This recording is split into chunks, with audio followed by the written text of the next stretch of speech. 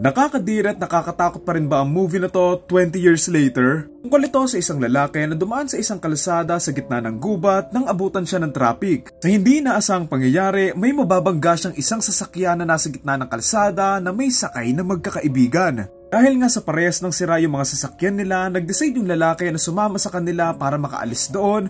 Pero hindi pala to magiging madali. Dahil sa gitna ng paghahanap nila ng tulong, may darating na mga halimaw na isa-isa silang babawian ng buhay. Mga susunod na oras, dito sila magtatakbuhan, magsisigawan at magtatago. At dito nga nila makikita at mararanasan ng mga kababuyan at mga kawalang hiyaan na ginagawa ng mga halimaw na to sa mga tulad nila. Title ng movie, Wrong Turn 1 2003. Alala ko nung bata ako, pag pinag-usapan yung wrong turn, puro kabastusan yung nasa isip, pero nung pinanood ko ngayon, wala naman pala masyado. Itong movie na to yung isa sa mga dahilan kung bakit ayaw ko na magbakasyon sa gitna ng gubat eh. Buti na lang sa Pilipinas, wala nang gubat, puro subdivision na lang.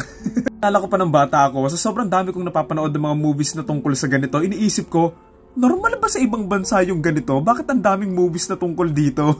Isa pa sa mga dahilan kung bakit ito sumikat kasi nakakatakot naman talaga yung mga hillbilly monsters nila dito. Tignan mo. Dito lang ako hindi umagree doon sa may kasabihan na don't judge the book by its cover. Putik na tawa yan eh. Talagang hindi ka magpapahuli.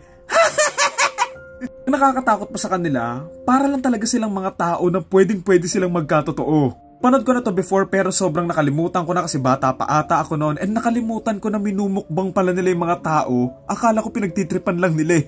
Yung movie halata namang low budget siya, feeling ko nga baka hindi pa nila ina-expect na mag-boom tong movie na to.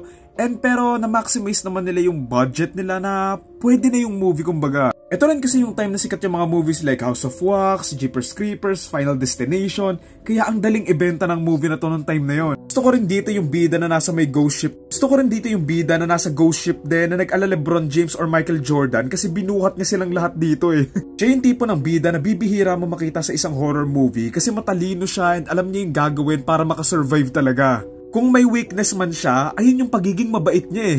Ang ganda rin ang combinations nila dito ng mga characters like may mga matatalino, may couple, at meron ding mga syunga-syunga. Siguro sana mas inayos lang nila yung writing ng story na hindi lang naging predictable na silang dalawa talaga yung matitira sa may dulo. Kasi alam mo yun, halatang halata lang eh. Improvement lang siguro sa mga effects, prosthetics, yung mga dugo-dugo. Pero yung story talaga nito, effective pa rin to hanggang ngayon eh. Meron din silang mid-credit scene dito na nagpapatunay na buhay pa nga yung isa sa mga halimaw na obvious naman kasi sandamukal naman yung mga wrong turn na naglabasa na yung karamihan diretso na sa basurahan. Ayun lang, ang ganang title ng movie, Wrong Turn 2003 and ang torta rating ko ay 7.5 out of 10.